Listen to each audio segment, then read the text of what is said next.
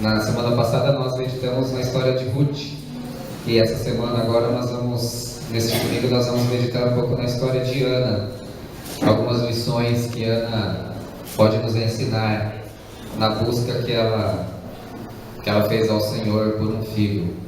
Então, 1 Samuel, capítulo 1, vamos ler juntos a palavra do Senhor que diz assim: Houve um homem de Ramataim, Zofim, da região montanhosa de Efraim, cujo nome era Eucana, filho de Jeroão, filho de Eliú, filho de Tou, filho de Zufi, Efraimita.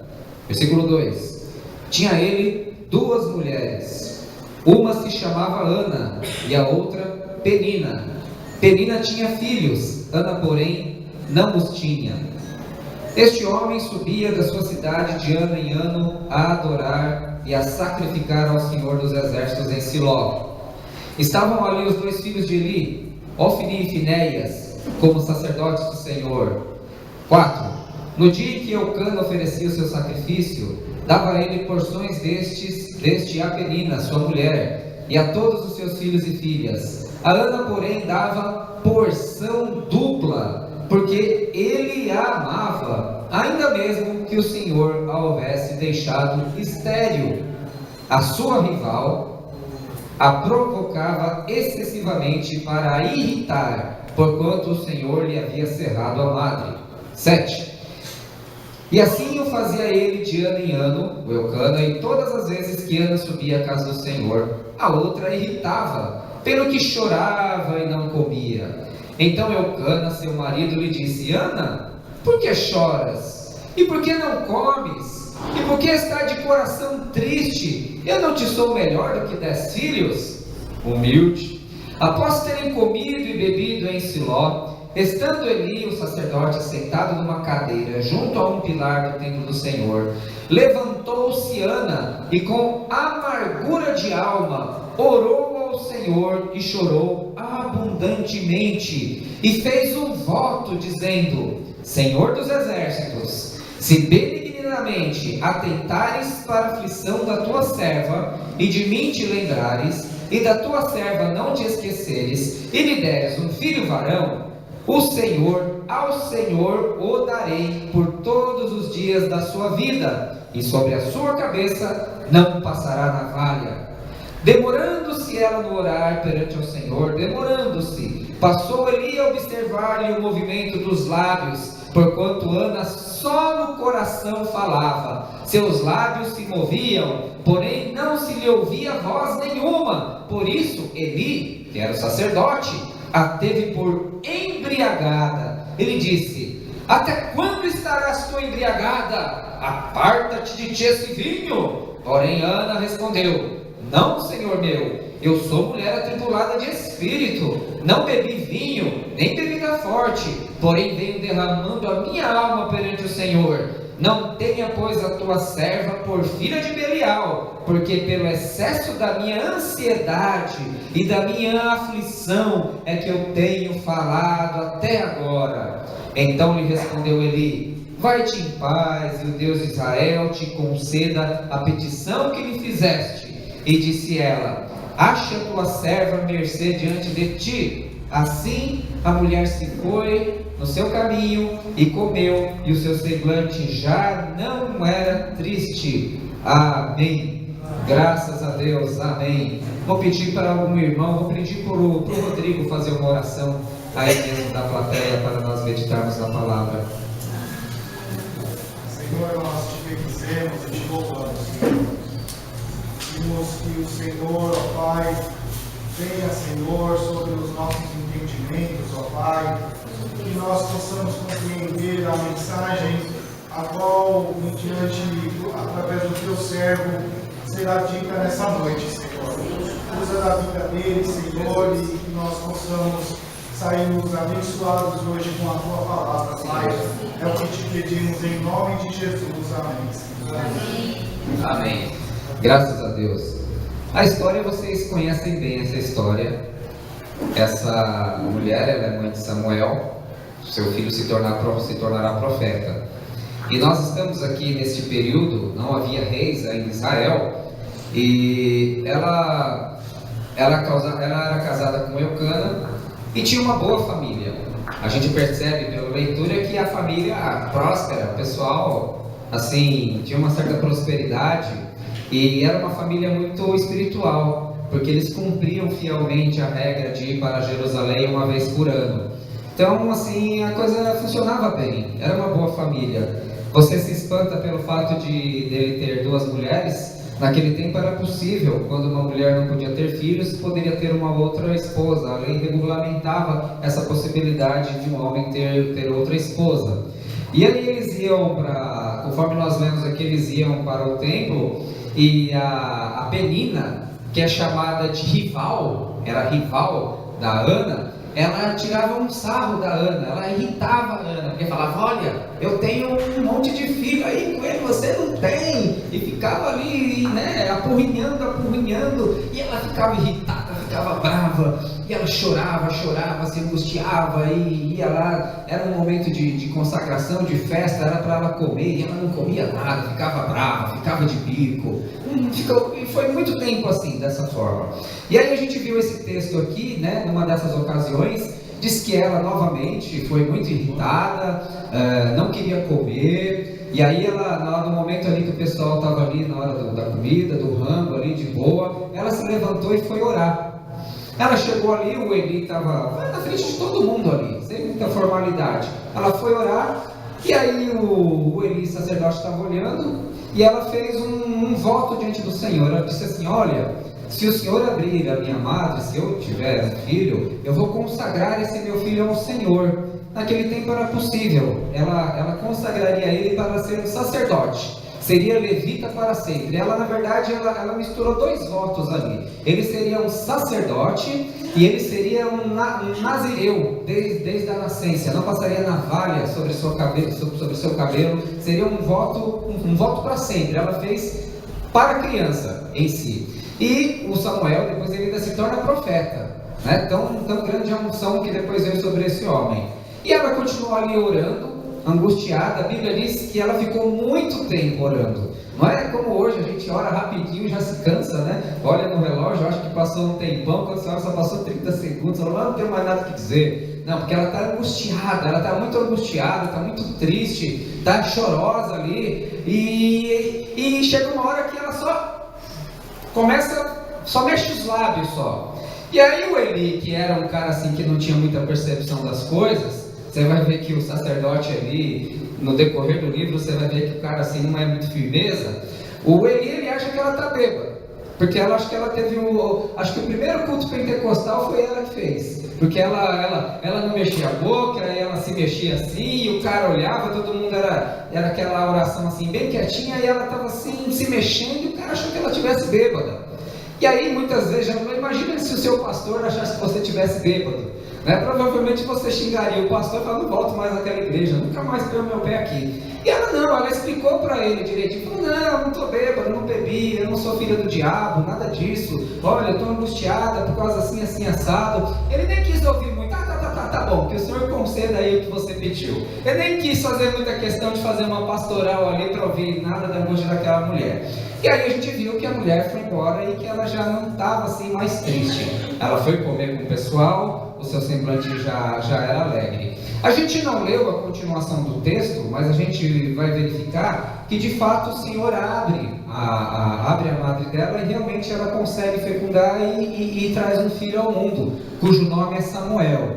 E aí o Eli, ele continua fazendo suas peregrinações para Jerusalém, mas ela não vai até para desmamar o Samuel. Assim que ele, né, terminar esse período, que era mais ou menos depois de 2 a 3 anos, que uma mulher israelense amamentava o seu filho, depois desse período ela levaria o Samuel e cumpriria a sua promessa. Você vai verificar no capítulo 2 que ela faz um cântico, ela canta, ela faz um cântico, né, uma oração diante do Senhor, do versículo 1 ao versículo 10, ela faz um cântico, e ela lembra muito o cântico de Maria, com a diferença que Maria, ela cantou antes de engravidar, e a Ana, ela canta depois. Então a Ana era um tipo de Maria do Antigo Testamento, porque tanto Samuel quanto Jesus foram frutos de milagres de Deus.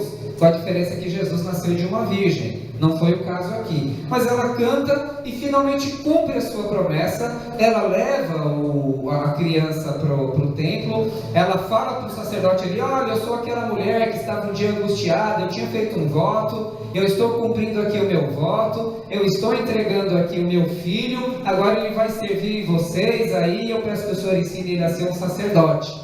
E aí deixou lá o pequeno Samuel. Imagine você, mãe, né? Quem aqui é mãe? Imagine você, mãe, deixando seu filhinho de 4, 5 aninhos ali para sempre, né? Para servir ao Senhor. Você teria coragem de fazer isso? Uma criança ali? Deve ser difícil, né? Deve ser uma atitude, não era uma coisa corriqueira. Era coisa, você deixaria o Breninho? Não deixaria o Vinícius? Deixa lá, deixa ali com o pastor, né? Ele vai ser criado pelo pastor, o pastor vai fazer dele um pastorzinho também.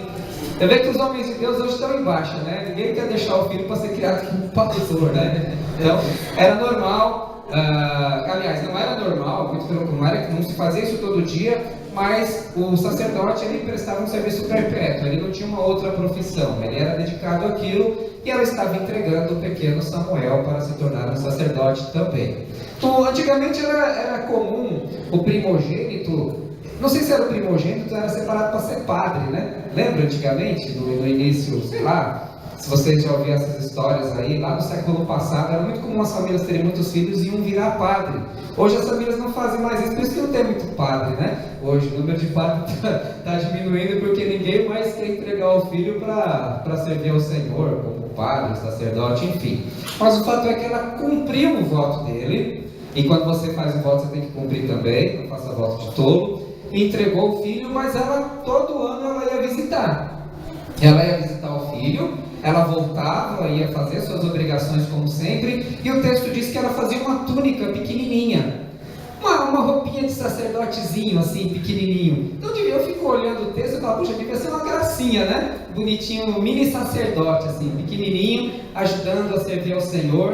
Tem aquela série bíblica lá de desenhos animados, se você já teve a oportunidade de assistir, é muito bonitinho aquele desenho, ele é bem fiel às Sagradas Escrituras, vale a pena dar uma lidinha, assistir. Se você não assistiu, assiste com seus filhos, a gente assistiu todos com a Natália também, e é uma alegria, é muito bacana. E ela continuou indo, o Eli abençoou a vida dela e abençoou o Elcana. Aí ela já não estava pedindo mais nada, só estava ali cumprindo sua obrigação, como boa israelita, não é boa cristã, né? Boa israelense, como uma boa mãe, todo ano ela ia para Jerusalém, e aí o Elcana falou, o Senhor te abençoe, te dê mais filhos, em troca desse aí que você deu para Deus. E aí ela teve mais 5 filhos. 5 filhos ela teve, 3 homens e 2 mulheres, ou vice-versa. Teve mais 5 filhos. Alguns dizem que 5 é o número da graça. Ela recebeu, foi agraciada com 5 filhos. E aí, este menino, ela sai da cena da história e o livro se volta mais para a história de Samuel. Samuel se torna uma grande bênção, um dos maiores profetas da história de Israel.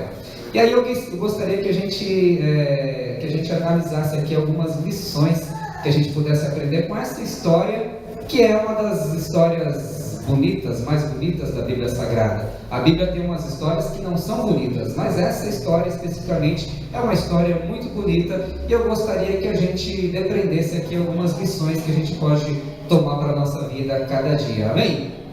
Então, a primeira lição que a gente aprende desse texto, uma lição assim básica e simples, até intuitiva, mas algo que às vezes a gente se esquece, mas a gente deve guardar no nosso coração, é que diante de situações difíceis, diante de momentos angustiosos, diante de momentos dolorosos, diante de situações que machucam o nosso coração, diante de situações que nos levam a uma grande tensão, diante de situações que tiram o nosso sono, diante de situações que nos causam muita ansiedade, você deve buscar o Senhor de todo o seu coração.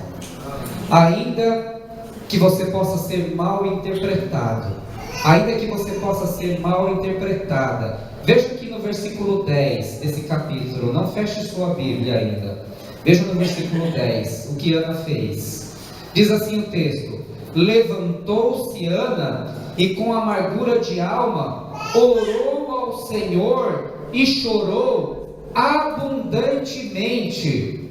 Então, imagina a cena, no meio de todas as pessoas ali, nem era um momento de culto, mas ela se levanta, vai em um determinado espaço e começa a orar e chorar abundantemente na presença do Senhor. Qual foi a última vez que você buscou assim a Deus? Com um choro, com um clamor no seu coração, sem se importar com aquilo que as pessoas ao seu redor estavam pensando. Talvez um familiar seu fale, ele é muito fanático, ela é muito fanática, sabe? É buscar a Deus com esse desimpedimento.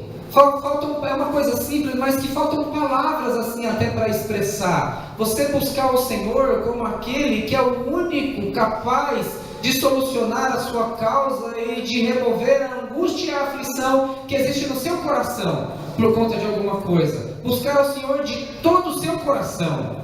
O Senhor, Ele pode remover toda a angústia do seu coração. Ele pode tirar toda a ansiedade.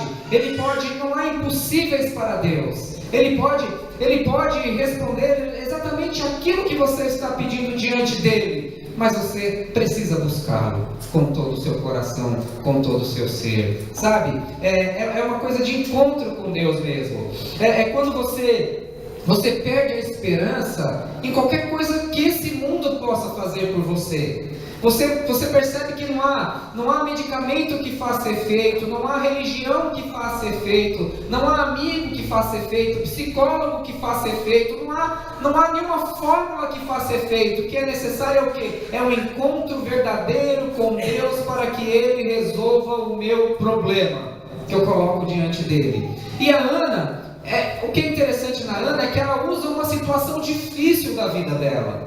Qual é a situação difícil? Não é somente o fato dela não poder engravidar, mas é o fato dela ser discriminada por isso. Era um grande peso em Israel não poder ter um filho, e ainda com uma pessoa que ficava ali, pegando no pé dela, tirando um sarro dela, entende? Tem gente que pega situações difíceis da sua vida e vai fazer outra coisa, se afasta de Deus. Vai procurar uma outra coisa para abafar a sua tristeza, para abafar os seus pensamentos. Vai para as festas, vai para as baladas, vai para as distrações, mas não procura a presença de Deus. Ela usa situações da vida para abafar a sua angústia e a sua dor. Mas o que é de interessante e de bonito na vida de Ana? Que ela usa uma situação que é difícil da vida dela, uma situação que é tenebrosa, uma situação que causa angústia e que causa dor, e ela usa isso como um impulso para buscar a presença de Deus. Ou seja, você deve usar a sua fraqueza para buscar ainda mais a Deus. Aquilo que te angustia, aquilo que te incomoda, aquilo que te traz tristeza, é isso que deve te impulsionar a se jogar ainda mais na presença de Deus. E o Senhor há de responder a sua aflição. Ele há de tirar tudo, Ele há de resolver tudo, Ele há de fazer tudo. Mas você precisa se atirar na presença de Deus com quebrantamento de coração. O salmista ele diz assim: sacrifícios agradáveis a Deus são espírito quebrantado, coração compungido e contrito, não desprezarás, ó Deus. O Senhor não desprezará suas lágrimas. O Senhor não desprezará a sua angústia, o Senhor não desprezará a sua dor. Ele pode até não dar a resposta que você esteja esperando, mas Ele há de te responder de um modo tal que a sua angústia, a sua tristeza e a sua dor irão te acabar em nome de Jesus. Em nome de Jesus Ele há de abençoar a sua vida. Este é o motivo pelo qual nós buscamos a face de Deus, quando nós reconhecemos que homem, mulher algum e nada neste mundo pode realmente satisfazer os anseios do nosso coração que não seja o próprio Deus, o próprio Senhor. Mas ela buscou com insistência de coração, ela buscou demoradamente a presença do Senhor. Eu costumo dizer, a gente sempre comenta, que geralmente as pessoas que mais precisam muitas vezes são as que menos oram, são as que menos buscam, são as que menos encontram uma oportunidade para estarem buscando a presença do Senhor. E Tiago ele diz: não, você não pede, você não recebe porque não pede. E não recebe porque muitas vezes pede mal. Então, peça ao Senhor esse dom de se quebrantar na presença dele, para que ele conceda aquilo que deseja o teu coração. Tudo na vida é um dom, principalmente na vida do discípulo, é um dom dado por Deus. O casamento é um dom dado por Deus, o trabalho é um dom dado por Deus, os filhos são um dom dado por Deus, a comunidade são dons de Deus. E muitas vezes o Senhor parece que Ele permite que algumas situações venham a angustiar a nossa vida e a nossa história, para que a gente possa se quebrantar e buscar a presença dEle, não porque Ele é sádico, mas para que nós possamos aprender que tudo na vida é uma dádiva de Deus. E tudo aquilo que você receber com lágrimas, e tudo aquilo que você receber com dor, você vai valorizar muito mais. Porque você sabe o quanto custou, o quanto foi difícil aquilo. E você vai reconhecer que foi um milagre na sua vida aquilo lá. Para algumas pessoas, ter um filho é a coisa mais comum do mundo. A coisa mais comum, uma pessoa pedindo não fazer nada. Eu nem queria, eu fiquei grávida, nem pedi. Então, para algumas pessoas, isso é a coisa mais comum do mundo. Mas para algumas pessoas não, é a coisa mais difícil. Para ela era a coisa mais difícil, impossível do mundo. Por isso que ela buscou ao Senhor Deus com insistência. Para algumas pessoas ter um emprego é a coisa mais comum do mundo. A coisa mais comum do mundo, a coisa mais simples do mundo. Ter um emprego. Você tem um currículo tão bom que você fica desempregado e já tem 3 te procurando. Mas para algumas pessoas é a coisa mais difícil do mundo conseguir um emprego. Talvez seja nessa área que o Senhor esteja usando para fazer o quê? Para que você busque mais ainda, que você peça mais, clame mais, para que Ele possa fazer mais através dessa sua dor, desse seu pedido, dessa sua angústia, e Ele mostre ainda mais que Ele é o Senhor Deus da sua vida, em nome de Jesus Cristo. Então nós podemos ter motivos diferentes para buscar a Deus, motivos diferentes. Uma pessoa que passa por um tratamento de quimioterapia, uma mulher, muitas vezes lhe caem os cabelos dessa mulher. Para quem nunca passou por isso, é a coisa mais simples do mundo: ir no salão, um cabeleireiro, deixa um dinheirinho lá, faz uma escova, sei lá, e outros nomes que eu não entendo muito bem, outras coisas que as mulheres fazem, coisa mais simples do mundo. Mas para uma mulher que passou por um processo de quimioterapia, que caiu todos os cabelos, e quando seu cabelo ela é curado, seu cabelo cresce de novo, e ela se olha no espelho ali no salão para fazer seu penteado, para ela aquilo foi um milagre de Deus. Então não importa qual seja a sua causa, pode ser pequeno demais para o outro, mas para você faz toda a diferença do mundo. Usa isso para se aproximar mais de Deus. Usa isso para que o Senhor demonstre na sua vida que Ele é um Deus todo-poderoso, que atende as suas orações e pode fazer um milagre na sua vida, em nome de Jesus Cristo. Ana fez isso. E a Ana, ela fez algo que às vezes a gente perdeu, a gente se desacostumou a fazer, muitas vezes, porque a gente vê maus exemplos de outros na mídia. A gente vê maus exemplos e a gente acha que não deve fazer mais. Ana, ela fez um voto ao Senhor. Ela disse: olha, Senhor, se o Senhor me der um filho, eu vou consagrar ele ao Senhor. Então como é que funciona a estrutura de um voto? A estrutura de um voto funciona assim: se o Senhor fizer tal coisa, eu farei tal coisa. Não se trata, como a Andréia disse, não se trata de uma barganha, de um teste, não é isso. Se trata de um relacionamento. Se trata muitas vezes até de tentar avaliar e conhecer a vontade de Deus. Jacó, quando ele ia para a Mesopotâmia, lá no capítulo 28 de Gênesis, ele fala, era uma travessia muito difícil. Ele disse assim: olha, se eu passar por lá e eu não for roubado, e não for maltratado, e não me bater em nada, e eu chegar são e salvo lá do outro lado, eu vou erigir um templo para o Senhor, e de tudo que eu receber eu vou te dar o dízimo. Fez um voto diante do Senhor.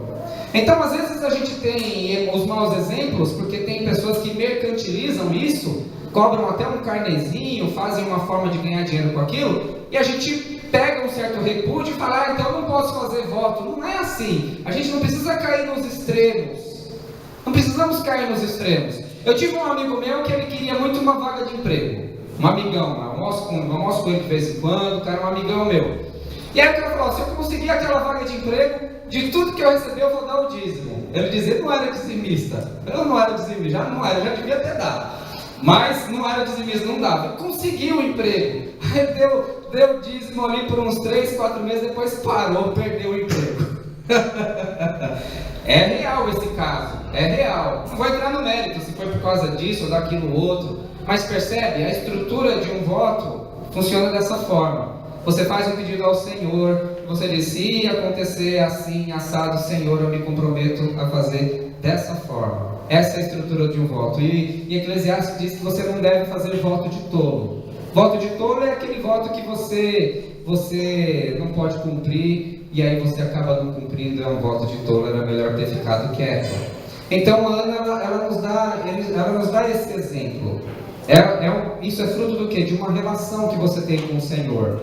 Perceba que o que Ana fez não foi fruto de uma campanha coletiva, né? Vamos fazer a campanha coletiva da gravidez aqui. Se você ficar grávida, você dá. Não foi. Foi uma coisa muito pessoal. Foi dela com Deus. O sacerdote nem ficou sabendo na hora. Ele nem queria saber. Foi uma coisa pessoal com Deus. Quem sabe você não tem algo que você possa fazer pessoalmente com Deus, dentro de uma causa que você tem buscado ao Senhor. Quem sabe você não possa fazer? Você tem liberdade para fazê-lo. Você não precisa nem contar para o pastor. Não precisa nem contar. Você não precisa ficar esperando aqui uma campanha para assinar um carnezinho. Você dá R$150 por mês aqui. Nós não vamos contabilizar em cima do seu voto. Não é isso. Mas é algo entre você e seu Deus. Entre você e o seu Senhor. E Ana, ela nos mostra isso. Eu particularmente entendo que não é uma coisa que ficou para o passado, mas é algo que pode ser efetuado hoje nas nossas vidas também, em nome de Jesus. Amém? Ana, ela cumpriu o voto dela. Depois do voto que ela fez com o Senhor, ela cumpriu. Ela esperou o menino fazer 2, 3 anos e foi lá e levou o pequeno Samuel, pequenininho, bebezinho, e entregou. Eu imagino que depois que você recebe uma bênção, uma dádiva assim do Senhor, eu acho que a tentação é grande de não cumprir. Ah, Senhor, pensa bem, eu não tenho nenhum filho, meu único filho, minha única bênção, eu sofri tanto para ter. Nossa, foram tantas latas de lã que eu gastei, tantas fraldas, nós fizemos um enxoval lá em casa, nós fizemos um quartinho para ele, um berço, está tão bem acomodado. Ah, Senhor, o Senhor não pode ser assim tão rigoroso que vai querer que eu cumpra esse voto. Não, Senhor, vamos trocar. Ao invés de eu levar um filho, eu levo um cabrito. Não, né? Não. Ana foi lá e cumpriu o voto dela diante do Senhor. Se o voto dela tivesse sido de animais, seria animais. Se o voto dela tivesse sido dinheiro, seria dinheiro. Se o voto dela tivesse sido produtos ali do campo, frutos, seria. Não. Diante de uma grande causa, diante de um pedido magnífico como o que Diana fez, ela fez um voto que lhe custava muito. E o que lhe custava muito naquele momento? Era o seu filho. Mas ela cumpriu o seu voto. Então, se você fizer um voto na presença do Senhor, não fica fazendo um monte de voto toda hora também, que não é assim bagunçado também. Ah, vou fazer um voto. Se eu chegar ali do outro lado da rua, não é assim também. Vou dar R$10 lá na igreja. Não é para você banalizar o voto. Não é isso. Mas quando você fizer um voto na presença do Senhor, você cumpre em nome de Jesus. Não precisa falar qual foi, mas quem aqui já fez algum voto na presença do Senhor? Levanta a mão. Até que tem bastante gente já fez voto. E cumpriram? Amém. Amém. Graças a Deus. Então você sabe que o Senhor é bom na sua vida, em nome de Jesus Cristo. Quando fizer um voto ao Senhor, cumpra o voto que você fez. 4. Não deixe de servir ao Senhor só porque você alcançou aquilo que você procurava. Não deixe de servir ao Senhor. Estatisticamente falando, meus irmãos, a grande maioria das pessoas que alcançam a bênção que procuravam, elas podem até cumprir aquele voto, mas depois elas deixam de servir ao Senhor. Porque elas procuravam o Senhor somente para resolver aquele problema. Então tem gente que procura o Senhor para resolver o problema de uma enfermidade. O Senhor responde, foi curado, a pessoa vai embora. A pessoa chega para resolver o problema do casamento dela. O Senhor restaura o casamento, vai embora. A pessoa vem para conseguir um emprego diante do Senhor. Uma vez eu conheci uma pessoa assim, fizeram um desafio para ela, olha, você vem 7 domingos seguidos, 7 domingos seguidos o Senhor vai mudar a sua história. Ah, legal, foi, cumpriu, foi, conseguiu um emprego, vai embora. Tem gente que até faz voto de dar o dízimo na igreja, tem gente que não frequenta a igreja e dá o dízimo. Mas o Senhor não quer o dinheiro dela, o Senhor quer ela. Eu fico feliz que deu o dízimo, fico super feliz, porque a gente paga as contas, né? Os pastores amam que deu o dízimo, né? Ótimo, vamos pagar. Mas a gente fica mais feliz se a pessoa estiver entre nós. Eu vou ficar mais feliz com você, fiel, servindo ao Senhor, abraçando pessoas, conversando, servindo a Deus, ajudando outros irmãos.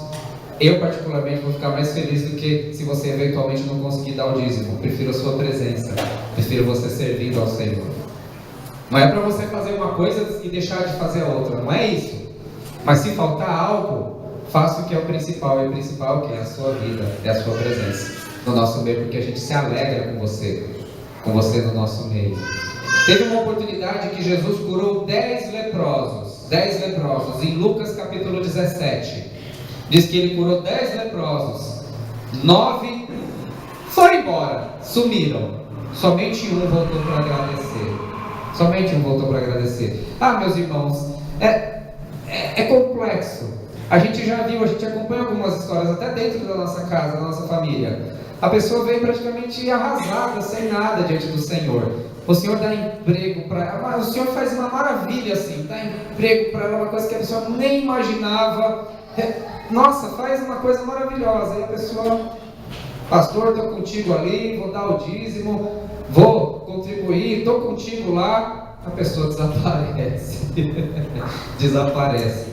Então, o que eu digo para você, meu irmão, assim como Ana, ela não deixou de ir ao templo, ela não deixou de seguir ao Senhor, ela não deixou de servi-lo, mesmo depois que Samuel nasceu.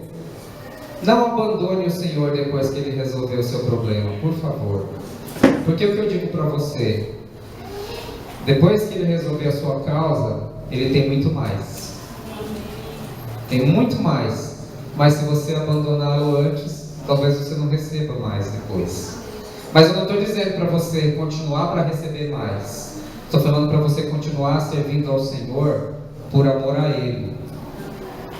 A maior bênção de se estar na presença do Senhor é porque, além de nós recebermos o Espírito Santo dele, além de nós recebermos instrução do Senhor, nós recebemos sabedoria na presença dele, sabedoria para tomarmos decisões e para nós não cometermos mais os mesmos erros que nós cometemos no passado. É a partir daí que o Senhor transforma ainda mais a nossa história. Eu estou falando para você que existe realmente um poder sobrenatural de Deus que pode resolver uma causa impossível para mim e para você. Mas a maior parte das soluções que o Senhor dá na nossa vida não são soluções mágicas, não são soluções sobrenaturais, no sentido assim, técnico do termo. A maior parte das bênçãos do Senhor que nós recebemos são por cumprir os mandamentos dele e por vivermos de um modo que ele aprova. Bem-aventurado o homem que medita na lei do Senhor dia e noite, e tudo quanto fizer prosperará. A maior parte das bênçãos do Senhor vem pela nossa mudança de atitude, vem pela nossa virtude ética que nós recebemos da parte do Senhor. Não vem de uma forma assim instantânea, não, vem por uma mudança de atitude. E o que é bacana na vida de Ana é que ela já era uma mulher fiel a Deus quando o milagre veio para a sua vida. Seja fiel a Deus em nome de Jesus Cristo. Não abandone ao Senhor só porque Ele resolve um problema seu. Não faça isso, mas continue fiel a Ele em nome de Jesus Cristo. E aí o Senhor tem uma bênção maravilhosa, porque quantos filhos ela deu para o Senhor? Um filho. Ela deu um filho. Veja no capítulo 2, versículo 20, diz assim: Eli abençoava a Eucana e a sua mulher e dizia: o Senhor te dê filhos desta mulher em lugar do filho que você devolveu ao Senhor. E voltavam para sua casa. Olha que interessante. Depois que Ana teve um filho, depois que Samuel veio ao mundo, depois que Ana consagrou Samuel para o templo do serviço do Senhor, ela não pediu mais nada. Está tudo certo, Senhor. Aquilo que me angustiava, o Senhor já respondeu. O filho que eu gostaria de ter, eu já tive. Eu já cumpri o meu voto. Eu continuo servindo ao Senhor. Está tudo certo. Está tudo certo na minha vida. Mas aí, um dia o Eli abençoa a vida dela. E veja, o Eli não era um sacerdote o melhor, tanto é que ele vai perder o sacerdócio depois, se você continuar lendo. Por isso que é importante honrar um homem de Deus. O Eli ele não era o melhor pastor, não. Mas ele abençoou a vida de Ana e de Eucana. Ela não pediu nada, mas ela recebeu mais 5 filhos na presença do Senhor. Isso para a gente aprender. Por mais sacrificial e difícil que seja a gente dar algo ao Senhor, ninguém vai dar mais a Deus do que receber dele. Aquilo que Deus tem para dar para nós é muito maior do que aquilo que nós podemos dar para Ele.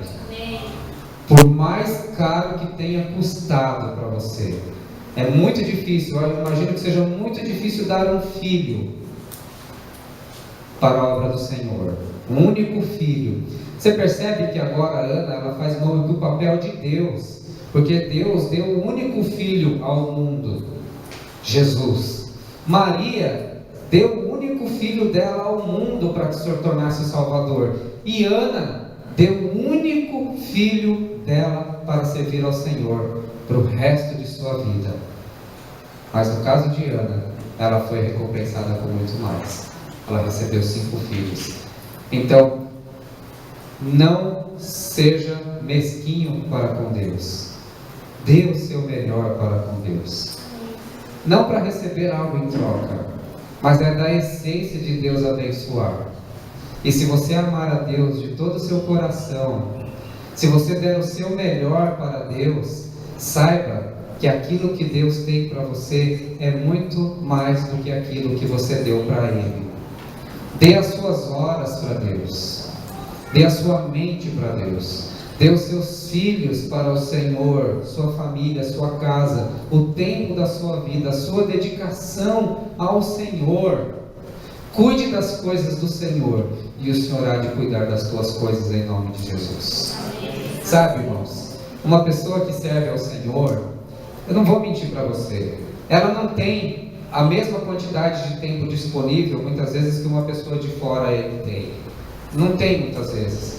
Porque o tempo que ele podia estar fazendo um estudo, se aprimorando muitas vezes, fazendo uma pós-graduação, um mestrado, um doutorado, às vezes não dá, porque ela quer servir ao Senhor, ela tem prazer nisso daí. Realmente, quando a gente liderava os jovens lá, a gente entrava nesse assunto. Pô, o cara passa o final de semana, eu estou disputando uma vaga com um cara que passa o final de semana inteiro estudando e eu estou aqui sábado e domingo servindo ao Senhor. É verdade. Mas aquilo que você conquista na sua vida, você vai perceber que não foi por causa do seu esforço, foi por causa que o Senhor te deu. Porque não depende de quem quer, não depende de quem corre, mas depende de Deus que usa de misericórdia. Eu não estou dizendo para você esquecer as suas coisas e viver 24 horas dentro da igreja. Jamais faria isso. Eu não faço isso daí. Mas eu estou dizendo para que em tudo aquilo que você e eu fizermos, você dê a primazia para o Senhor. É possível sim trabalhar e servir ao Senhor. É possível sim estudar e servir ao Senhor. É possível sim morar longe da igreja e servir ao Senhor. É possível sim ser pai, ser mãe e servir ao Senhor. Não vem com esse papo furado que não dá, porque dá. Para dar o nosso melhor para o Senhor. E não fazer a obra dele de uma forma relaxada, mas servir ao Senhor sim. Servir ao Senhor sim, com dignidade, com honra, com o melhor daquilo que nós temos na presença dele. E por maior que seja o nosso sacrifício, aquilo que Deus tem para dar para nós é muito maior do que aquilo que nós podemos dar para Ele. Irmãos, a vida de Ana não era uma vida ruim. Não era uma vida ruim antes dela ter Samuel. Ela tinha uma boa família. A família dela era piedosa. Eles conheciam o Senhor. O texto diz que aquilo que Eucana dava para sua família, dava para Ana em dobro. Em dobro. Ela tinha um cartão de crédito na mão, viu? Ela podia fazer o que quisesse, porque ela era mais amada. É brincadeira, é só uma ilustração. O Ciara já pôs o dedo aqui no queixo. Ó, Cícero, libera o cartão. Libera o cartão para a Júcia aí. Ela era mais amada. Então ela tinha uma boa família. Apesar das dificuldades que Ana tinha, dessa grande dificuldade, a vida dela era boa, não era ruim. Mas a Ana, você pode perceber que diante da dificuldade dela, você não vê ela abrindo a boca para reclamar. Ou seja, você não vê, ela nem briga com a inimiga dela. Ela vive debaixo do teto da inimiga, né? Imagina que coisa horrível deveria ser. Mas ela era a preferida. Mas você não vê ela reclamando. Você não vê ela reclamando com o marido dela. Né? Tem gente que fica ali, espizinhando o marido, reclamando. A pessoa está infeliz consigo própria e fica ali reclamando, pesando o marido, pesando na dele. E não é para os maridos ficar assim, balançando a cabeça, não. Senão você dá com ela. E fica ali, mas a Ana ela não fica pegando no pé do cara, e ela não se revolta contra a Penina. Ela pega toda essa energia, vamos chamar de energia negativa, essas ansiedades, e ela vai e joga tudo na presença do Senhor. Joga tudo na presença. Está tudo bem na vida de Ana, mas por causa disso, dessa situação difícil, isso ela usa como impulso para buscar a Deus. Está tudo bem na vida de Ana, mas se tiver um filho, pode ficar melhor. E o melhor veio, ela teve um filho. E aí ficou melhor, agora eu tenho um filho. Eu achei meu propósito, eu tenho Samuel. A sua vida ela pode até ser boa, e você ter algum probleminha para o Senhor resolver. A sua vida é boa, mas ela pode melhorar. Você já conhece o Senhor. Talvez você tenha um bom emprego, você tenha uma boa família, você tem bons amigos, você tem a salvação, mas pode ficar melhor. Nesse mundo sempre pode ficar melhor. No mundo a gente ouve assim, não há nada tão ruim que não possa piorar. Para o Filho de Deus a gente inverte. Não há nada tão bom que não possa ficar melhor ainda. Perdeu uma oportunidade para dar um glória a Deus aí. É só porque eu não estou falando com emoção hoje, eu vou falar de novo. Não há nada tão bom na sua vida que não possa melhorar.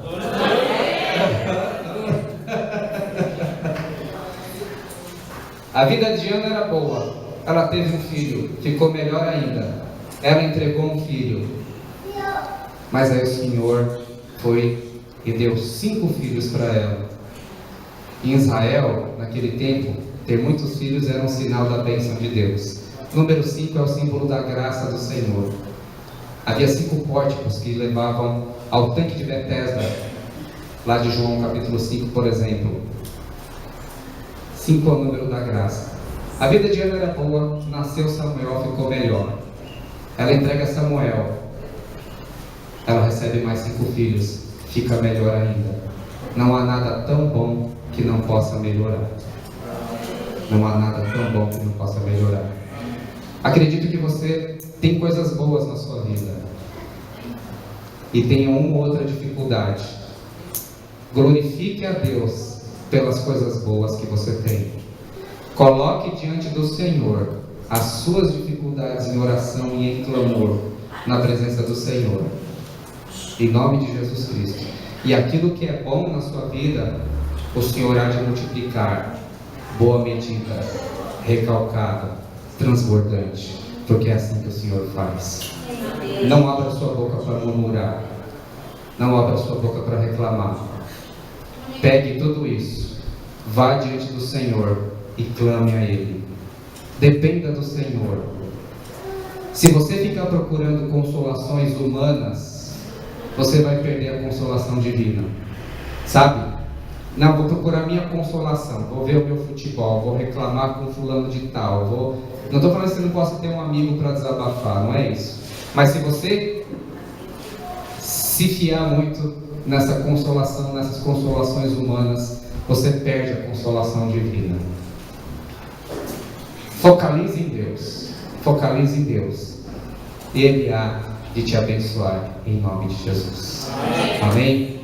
Não há nada tão bom que não possa melhorar. Que isso seja o mote da sua vida. Tem coisas boas da sua vida. Pode ficar muito melhor. E há de ficar em nome de Jesus.